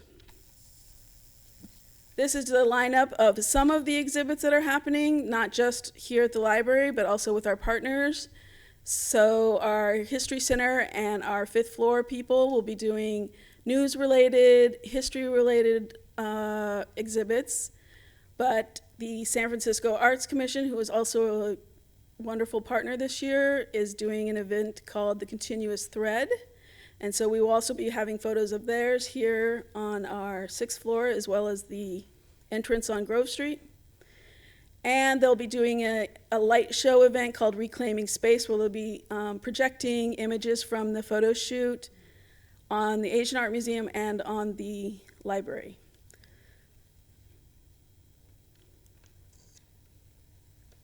And that's it. And if you don't have a book, I have a book for you. Thank you, Anissa. Our closer this evening is Michelle Jeffers, Chief of Community Programs and Partnerships. She's going to tell you about an innovative partnership we have with the New York Times. Okay, great. Hi, Commissioners, and it's an honor to be here presenting to you this month. I am here, as Michael mentioned, to talk to you about a very delightful partnership we've had this year with the New York Times. Through my Office of Community Programs and Partnerships, we really strive to offer programs that are free and unique and informative and high quality for our community. And this year, the New York Times approached us because they really wanted to more deeply engage with their West Coast readers. And they also saw the value of libraries in providing true, factual, real information to the community and saw us as a valuable partner. For SFPL, it's really been a chance to see this new and younger and diverse audience come in that are some New York Times readers and some young tech people because of the topics that we've discussed, and we get to be in front of them and extol the benefits of the library and tell them how they can subscribe to the New York Times for free with their library card, which the New York Times may not love, but that's okay. So the partnership started in the month of March with the New York Times bringing their photo editor and their photographer who had worked on a program in honor of Women's History Month called Redefining Representation, in which they sought to take photos, portraits of every woman from the 116th Congress this year. There are 127 women in Congress right now, the most there has ever been, and they were able to photograph 126 of those women. I can tell you afterwards which one would decline to be photographed. It was a really uplifting evening. It celebrated the gains that women have made in political office and gave us a peek of the behind the stories of what led these women into public office. And it was so delightful to see the audience packed with mothers and grandmothers and little kids here, just so pro-women who came to learn about this remarkable, reflection on the women in elected office in the United States.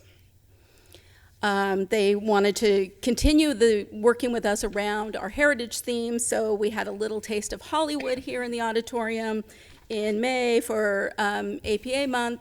They brought Nahnatchka Khan, who is a writer, director, and producer, who's had a new movie coming out the week that she was here called Always Be My Maybe. It had a theatrical release and a Netflix release, and it's a remarkable movie in that it was set and filmed completely in San Francisco and featured Asian American actors in leading roles in a romantic comedy, which is so rare in Hollywood.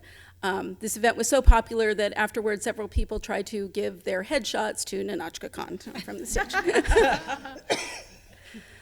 And then we've also this summer had the New York Times and had brought some of the finest journalists in the world really into the library. They've flown people out from their New York offices. They've brought people in from their San Francisco and Silicon Valley bureaus to talk about really important issues facing our communities, such as how the tech boom is changing San Francisco and the landscape here, and the issues about privacy and technology and what we all need to be aware of and concerned about. And last month, we had What's Your Favorite California Song? And this was, we were honored to have pop music critic John Perales here in the auditorium. It was a more lighthearted discussion, but he is kind of very well known as a pop music critic. He's a legend in his own right in that he has been in the recording studio with YouTube. He was hugged by Justin Bieber, and he was denounced from the stage of Madison Square Garden by Axl Rose of Guns N' Roses. So those are his claims to fame. But the really sweet part is that he got to be kind of a fanboy himself. He asked, and we made it happen, to meet our own SFPL rock star, Penelope Houston, from the seminal 70s rock band Avengers, who came down to get to shake his hand and have a few minutes with him, and he loved that. Following this talk, we actually had a dance party in the atrium. We do a lot of music and dancing in the atrium lately, but we had a dance party in the atrium with Noise Pop and DJ Red Corvette spinning tunes for the people to come up and show off their dance moves after talking about all that music. And for the fall, we still have 2 upcoming events coming up. I think it's next week, September 24th. We have New York Times journalists, along with California Attorney General Xavier Becerra, talking about the many ways that California is pushing back against the Trump administration and taking the administration to court over its policies. And then in October, we'll have a future of food discussion with food writers Julia Moskin, Kim Severson, and food activist Kristen Leach, and the Impossible Foods founder Rebecca Moses, talking about plant-based meats and where we might see our food going in the future. So I hope that everybody can join us at these upcoming events. And that concludes my presentation. Thank you. Thank you. Thank you, Michelle. And that concludes the City Librarian's report. Thank you very much. At this time, we'll open it up to public comment on this agenda item, please. Good evening, Commissioners. I'm Edwin Lozada from Philippine American Writers and Artists, and also part of the Philippine American International Book Festival. At this time, I would like to, on behalf of the Filipino American community, express our gratitude to the San Francisco Public Library for its ongoing commitment and partnership in making the festival a reality every 2 years. And we will be celebrating our 5th and possibly already scheduling the 6th. We'd like to acknowledge Abe Ignacio for his efforts in making the festival function smoothly and ensure its success. Also to the Chief of Maine for his support, and to Tom Fortin for his enthusiasm and support, to Misha Paskov for his assistance in the last festival, to Didi Kramer and the Hormel Center for their new partnership and also their general sponsorship. And of course, the Friends of San Francisco Public Library for their ongoing support. And we're really excited in bringing over probably 35 authors and artists from all over to the San Francisco Public Library to share their work and inspiration, and especially in these very difficult times, to share also their thoughts and solutions, and to help us get through these difficult times. So again, thank you to the library for making this happen. It's a fantastic event. All the people are coming all over. They're very excited to come to San Francisco to share their work. Again, thank you.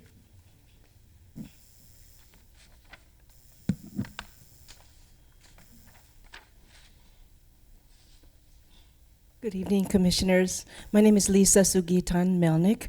I'm on the Board of Directors of the Philippine American Writers and Artists as well, a colleague of Edwin's. And I thought I would impress you with my unage-appropriate way of using the phone. It took me 10 minutes to put this together, this page document. I watch the young people and learn. I have 2 points to make with you, and you know, sitting through your meeting today, it's so gratifying to talk about the great work that people are doing. And I'm really honored to be part of that group that does great work, and I thank everyone, all of you too, because we're all in service. And I'm really, this is the noble work that we do, yes? So with that idea, I want to express 2 points of gratitude that I have personally. I am, like Edwin said, I'm deeply thankful for the presence of our Philam Center librarian, Abraham Ignacio, because it's very significant and important to our Philam community to have a point person here who is dedicated to us, who is present for us.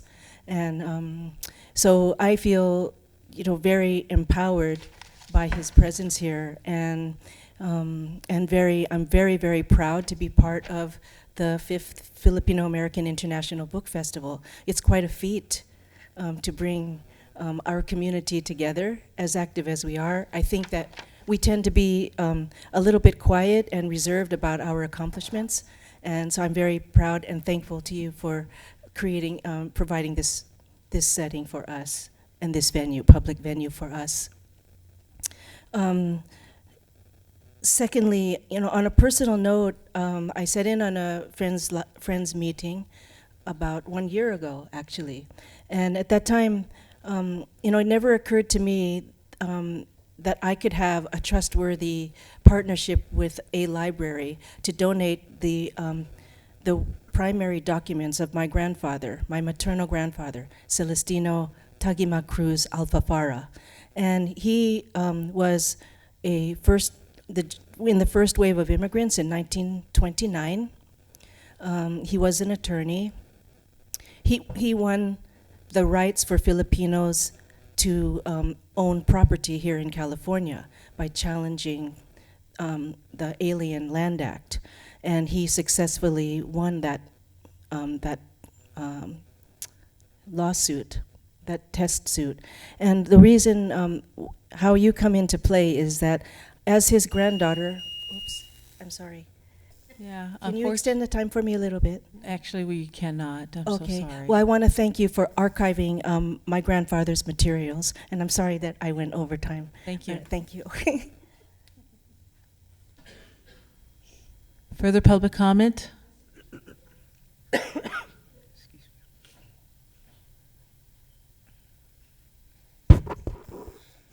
Peter Warfield, Executive Director of Library Users Association. Thank you very much to the presenters for the very interesting programs that have been discussed. I wanted to focus on two things.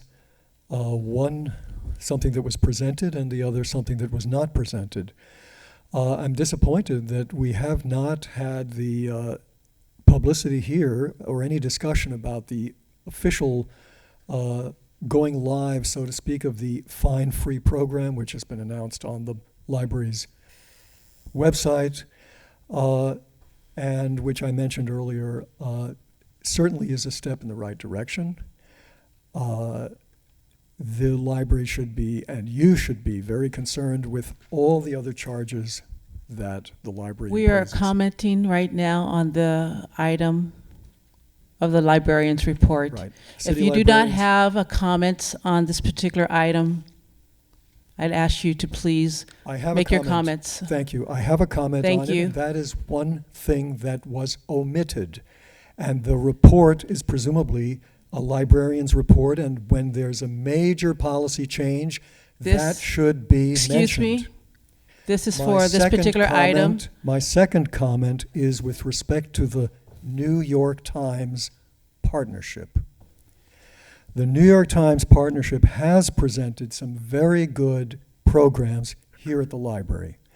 But I've commented on this in briefly before, and that is that this partnership is actually has some very problematic aspects. The first thing is that the programs are typically advertised on the website and look like they require pre-registration. That means that folks who don't have easy access to a computer are simply, presumably, left out. That's not free and not equal access. Because one of the things that happens when you have to sign up is you have to give them your email address and a whole range of information that they can use and do use to sell you New York Times and New York Times program. Now, I grew up with the New York Times, and I've been reading it most of my life, and I appreciate very much that newspaper and what it can provide. But I don't appreciate the library entering into a sponsorship where there's registration required. Additionally, so that they can sell themselves in a variety of ways. In addition, there was an indication that they were full. So you might as well not show up. Well, I showed up anyway, and it was not full. And they also had a provision for questions in advance, which you don't get if you don't register. These are very problematic issues with respect to these so-called partnerships. you. Thank you. Further public comment? Okay, seeing that there's none, we're going to move into our commission discussion on the city librarian's report. We have Abraham Ignacio, as well as Eliana, Anissa, and Michelle are all here. And so any one of those individuals, if you have questions or comments, commissioners, they are still available. And if they have, the commissioners has a question or comment for you, I'd ask any one of the one of you to come to the podium, please. Commissioner Huang. Thank you so much to everyone who presented. There's always so much to be proud of during the City Librarian's Report. Just quickly, two comments. One, thank you so much to the film community and especially Abraham Ignacio. It is so impressive, not being part of the community myself, it is so impressive to see the dedication of the community to preserve the culture and the history of this group, from the festival, of course, to Pistahan, to Sumo Pilipinas. There's a lot of great work that's being done, and I'm so proud to see that in San Francisco. And the second comment really quickly is on the New York Times partnership. I've myself been to 3 of these events. I always bring coworkers, a different group every time, and the one reaction I get from my coworkers is, first, they always go, "Wow, the New York Times, huh?"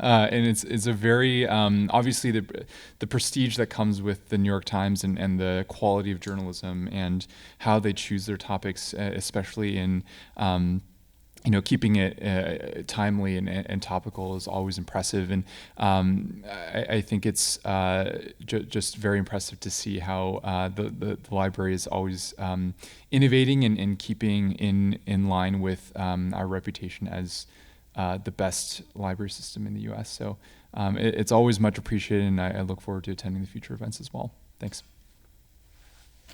Commissioner Wolf? I want to just continue what Pete had to say, but I had a couple of questions. I just am so grateful to the extraordinary leadership of the staff and your dedication. Michelle, I had a question about the New York Times project.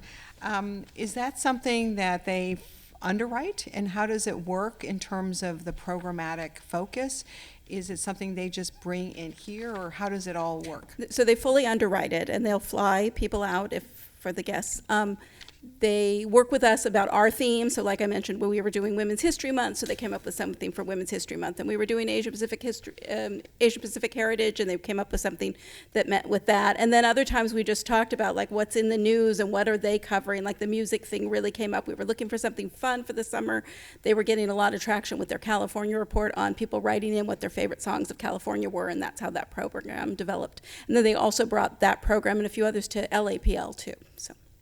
And is this something that is just for the calendar year 2019, or is something that might continue? It was just for the calendar year 2019, but I'm working with them a little bit on Night of Ideas and trying to bring them in for that. So we'll see if it continues into next year. Great. Well, congratulations on that. And one other quick question. When is the evening with our One City, One Book speaker? October 16th. October 16th. Thank you.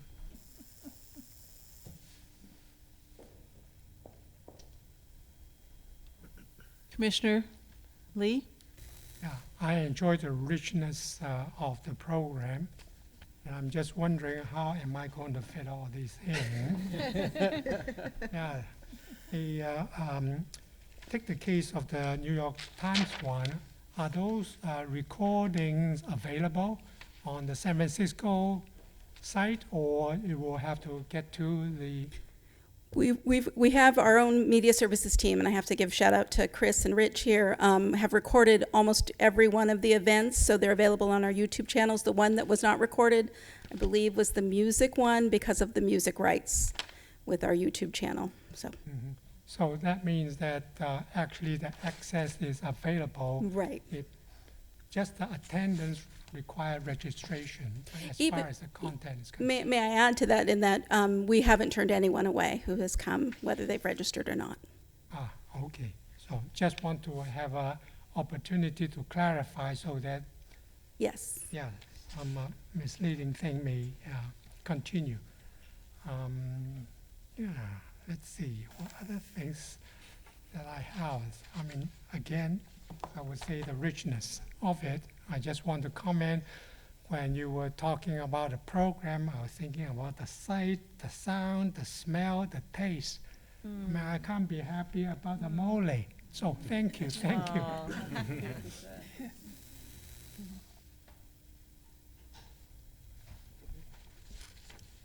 Well, I'm going to add, as we bring this particular item to a close, that the richness of the offerings for the community, for all of us, is remarkable.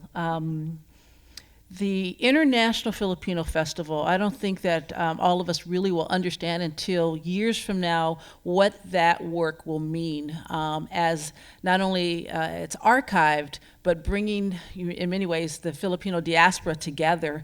And the San Francisco Public Library is being the catalytic organization to use our beautiful platform for that community that in many ways, has been marginalized and is not always, we didn't always know the stories and the narratives of Filipino Americans, particularly their journeys and experiences in the U.S. context, even in the California context. I think that that's remarkable. So I want to thank you, Abraham, for the work that you're doing to document that experience and putting San Francisco in the middle of that and putting the SFPL, the San Francisco Public Library. I think that that is something that is critically important, and thank you so much. And I also want to just thank both Eliana and Anissa for the work that you're doing with the narratives of both, obviously with the this being Latinx month. It's both opportunity for us to look at those particular narratives and to celebrate, and there's a lot of celebration I really loved in the programs. But as we get ready to launch the the One City, One Book, the way that we're centering the Native American experience, particularly here in San Francisco, I think it's, and looking at from a place of reclamation and to talk about the histories in ways that people sometimes not, it's very much an assets-oriented focus, and I think that those are really important stories for the community to learn, because a lot of people don't know those stories. So thank you so much for the ways in which you're using both the exhibition process, the one book process, to kind of create this kind of milieu of engagement that I think is really important. So I want to thank all of you for centering storytelling as a way to educate the community on who we are as a people and who we want to become more of. So with that, we are going to move to item number 5, which is the approval of the minutes from July 18th, 2019. This will require action on the part of the commission, and I will open it up to our public comment, please.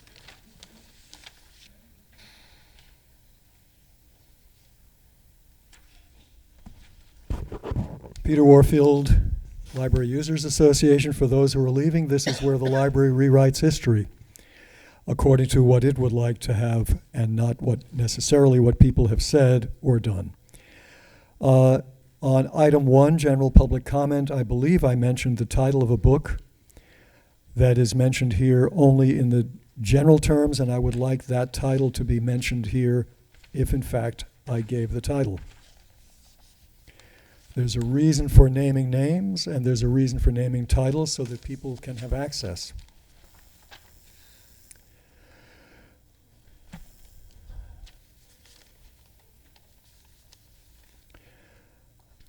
On agenda item number 5, it says that I said the commission is cheating the public at adjournment time by not insisting that the agenda have new business. New business is a general category of material. Obviously, your agendas have new business from time to time. The issue is that you haven't had an item where you can request items that you would like to be taken up in future meetings. New business that you would like to have placed on future agendas. That is the issue. Matters you would like taken up for discussion or action at a future commission meeting. And I think that needs to be clear. Otherwise, it doesn't make sense. It's obvious that you have new business pretty much at every agenda. Thank you. Thank you. Any further public comment? Okay, commissioners, is there any discussion on the minutes of July 18th, 2019? I move to approve these minutes as provided. Okay. Is there a second? Second. Okay. Any additional discussion? All those in favor to approve the meetings and the second, say aye. Aye. All those opposed? The meeting minutes stand approved as they are. And we're going to move on to our next item, which is the approval of minutes for August 15th, 2019. I will call for a public comment on this agenda item.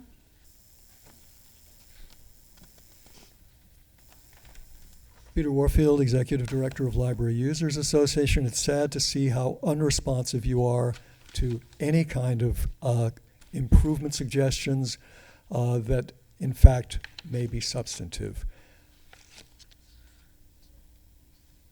My comments at general public comment, it says in the third paragraph, he said, for years, he has supported the elimination of fines and fees. For years, Library Users Association has been supporting elimination of fines and fees. That's what it should say. And then further along on the next page, still in what looks like the third paragraph, he said fees hurt people of low income and minorities the most. That's wrong. I said that fees hurt people of low income and minorities just as much and just as strongly, proportionally more than others, just as fines do. In other words, that could be corrected by saying he said both fees and fines hurt people of low income and minorities the most.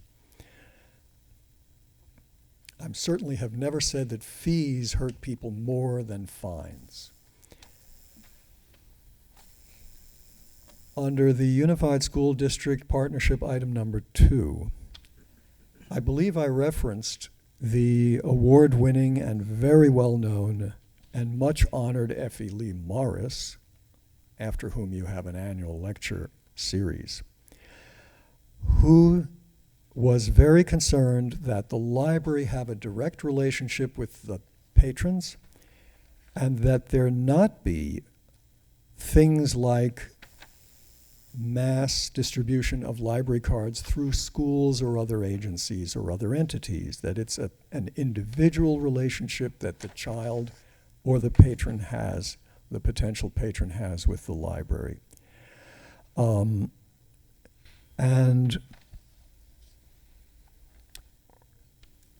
that should be made clear. He said he values the independence of the library from other agencies, so this concerns him. This meaning the school connections and distribution of library cards.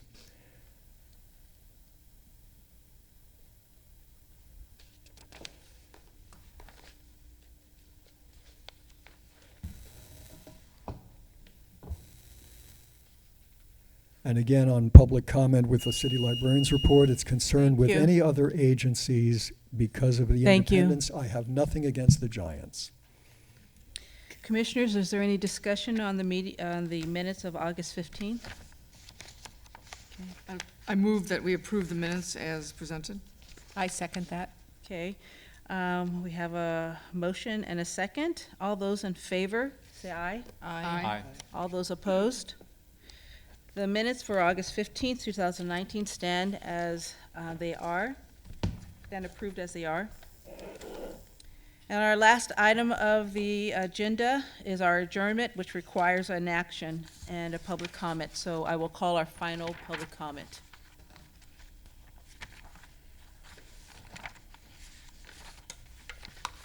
Peter Warfield, Executive Director of Library Users Association. Today, you demonstrated why what I'm telling you about future items on the agenda should be an item that you have at the end of your meeting.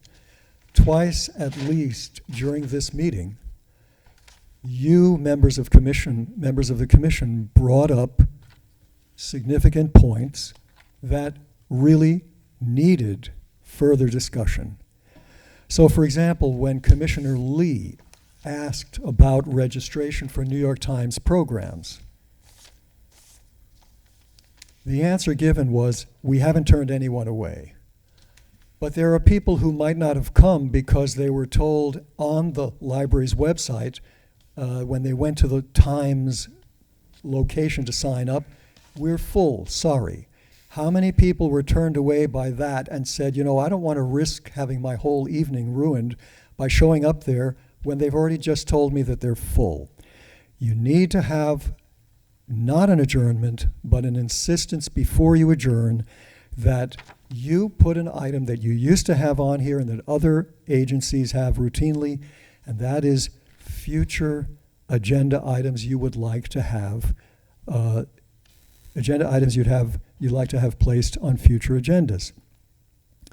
You also had another commissioner asking questions about RFID. Well, the fact that the label, the fact that the tag doesn't have the patron's name doesn't mean that a person wouldn't necessarily know who is carrying that item.